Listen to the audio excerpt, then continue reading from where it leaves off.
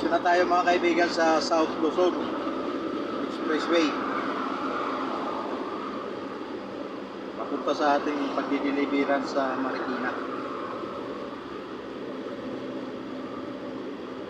Para mas mabilis expressway bago C5. Para mas malapit-lapit.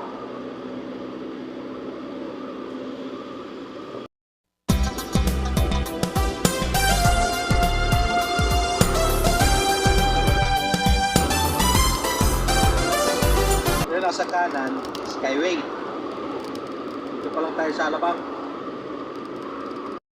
Yan, saan pa ba tayo nagdaan? Kasi C5 tayo, C5.